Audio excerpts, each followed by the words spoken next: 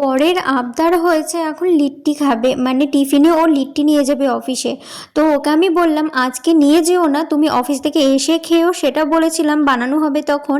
তো বলল না আমি অফিসে নিয়েও যাব আবার খেয়েও যাব, এরকমই বললো। তো আমি বললাম আমি তোমাকে আলু পরোটা করে দিচ্ছি, সেটা নিয়ে যাও, মানে আলুর দম আর পরোটা করে দেবো, ও সেটা নিয়ে যাবে না। তারপরে তো শাশুড়ি মা ঘুমিয়েছিল, সকাল তখন 8টা বাজে, তখন তখন আমাকে বললো তাহলে মাকে ডাকি, মা করে দিবে। তারপরে আবার শাশুড়ি মাকে ডাকলো, ডেকে তারপরে শাশুড়ি মাকে বললো যে তুমি করে দাও মা, আমি লিট্টি নিয়ে যাব। তারপরে তো শাশুড়ি মা উঠলো, উঠে ফ্রেশ হলো, চা খেয়ে তারপরে ময়দা মাখলো লিট্টির। আমাকে বললো তুই ময়দা মেখেছিস? আমি বললাম রুটির ময়দা মেখেছি, তুমি তাহলে আলাদাভাবে মেখে নাও। তারপরে শাশুড়ি মা অর্ধেক ময়দা মেখে নিল, তারপরে লিট্টির সমস্ত কিছু জোগাড় করছিল।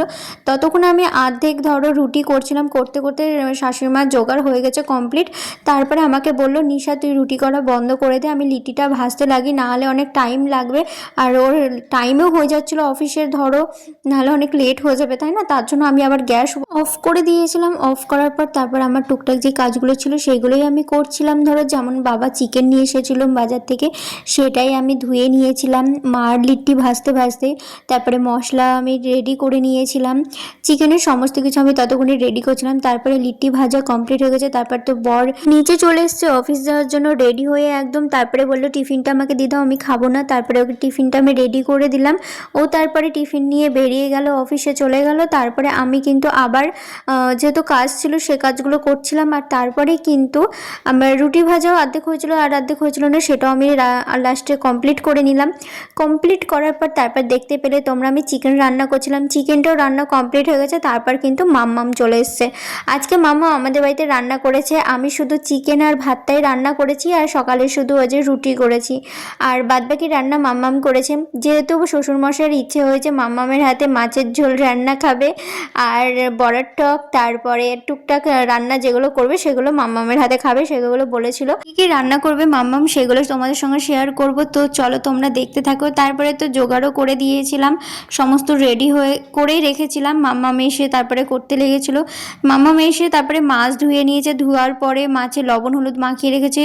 এই দেখো মাছের লবণ হলুদ মাখিয়ে রেখে দিয়েছে। আর এখানে কিন্তু মোচার ঝাল বসিয়ে দিয়েছে, যেহেতু মোচাটা আমি সিদ্ধ করে নামিয়ে নিয়েছিলাম, মানে মাম্মাম যখন আসে তখনকার কিন্তু মোচা সিদ্ধ অলরেডি করছিলাম, মানে প্রেশার কুকারে সিটিতে বসিয়েছিলাম। আর যখন আসে তখন মাম্মামকে দেখালাম, বলো হয়ে গেছে সিদ্ধ। আর তারপরে মাম্মাম মোচার ঝালটা বসিয়ে দিয়েছে। তারপরে এ দেখো অলরেডি মাছ কিন্তু ভাজা কমপ্লিট হয়ে গেছে। আর আমাকে মাম্মাম জিজ্ঞেস করছিল মাছে কি আলু দেবো, তো আমি বললাম না আলু দিতে হবে না, থাক এমনি শুধুই করো, শুধুই ভালো লাগবে খেতে। তার জন্য কিন্তু আলু ছাড়াই করেছে। আর এই দেখো মাছ কিন্তু ভাজা কমপ্লিট হয়ে গেছে। তারপরে কিন্তু যেহেতু বড়ার টক করবে তার জন্য পাশে কিন্তু বড়ার ভাজতে লেগে গেছিলো। আর আমি এদিকে কিন্তু মাম্মামকে একটু হেল্প করে দিচ্ছিলাম, মাম্মাম যেটা যেটা আমাকে চাইছিল সেইগুলোই কিন্তু আমি দিচ্ছিলাম। আর আমি জিজ্ঞেস করছিলাম মাছের ঝোলটা কি দিয়ে করবে, তো বললো আদা জিরে বাটা দিয়ে করব না, পেঁয়াজ দিয়েই করব, তো বেশ ভালো লাগবে, অনেকটাই মাছ আছে তো তো সেটা দিয়েই করব রান্না, তাই বললো। তো তারপরে জানো তো আমি আনতে খেয়ে দেখো এই ভিডিওটা শুধু করেছি করতে হতে, তারপরে আমি আর রান্নার ভিডিও করিনি। এরকম বড়া ভাজাটা বসিয়েছে মাম্মাম, আর এখানে পেঁয়াজ ভাজছিল। তারপরে আমি আর কোনো ব্লগ করিনি, মানে তখন আর মানে শরীরটা একটু খারাপও করছিল আমার, আর ইচ্ছে করছিল না ব্লগ করতে। তারপরে রান্না যখন কমপ্লিট হয়ে যায় তখন তোমাদের সঙ্গে একদম শেয়ার করছি। এ দেখো চলো তোমাদেরকে বলি কি কি মেনু হয়েছে সেটাই শেয়ার করছি এখন।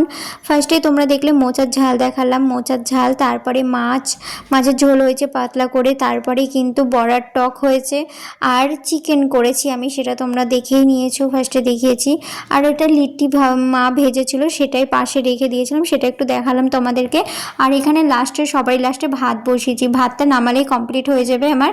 তারপরে কিন্তু সমস্ত কাজ যেগুলো ছিল ধরো যেমন বাসন মাজা, তারপরে ওভেন মোছা, সেগুলো কমপ্লিট করে ওপরে চলে এসেছিলাম। ওপরে এসে তারপরে ঘর গুছিয়েছি, ঘরটা গুছিয়ে ঝাঁট দিয়ে তারপরে গেছিলাম স্নান করে বেরিয়ে তারপর একটু চুলটা শুকাচ্ছিলাম। আর তখনও কিন্তু খাওয়া দাওয়া হয়েছিল না, যেহেতু মাম্মাম ছিল না, মাম্মাম বাড়িতে গেছিলো, পিসন আর মাম্মাম একসাথে এসছে। তারপরে সবাই তো আবার একসাথে খাওয়া দাওয়া করে নিলাম।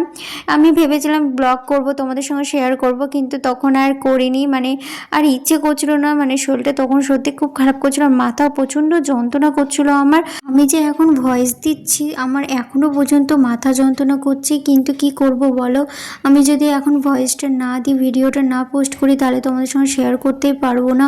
ওর জন্য কষ্ট করে হলো, শরীরটা খারাপ করছে তবুও আমি তারপরে ভিডিওটা আমি কষ্ট করে এডিটিং করে ভয়েস দিচ্ছি।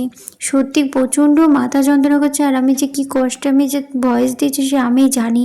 তো যাই হোক, তারপরে কিন্তু ওপরে চলে এসেছি। ওপরে আসার পরে চুলটা যেহেতু প্রচণ্ড ভেজা ছিল, তাই দাঁড়িয়ে একটু আমি শুকিয়ে নিচ্ছিলাম। আর আমার এই ভিডিওটা তোমাদের কেমন লাগলো অবশ্যই তোমরা কমেন্ট করে জানিও।